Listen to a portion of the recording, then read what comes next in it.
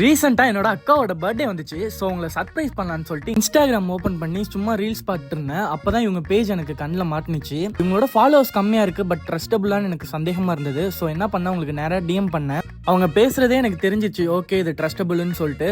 So price வந்து எவ்வளோ அப்படின்னு சொல்லி கேட்கலான்னு அடுத்தபடியாக ப்ரைஸும் கேட்டேன். ரொம்ப கம்மியாக சொன்னாங்க.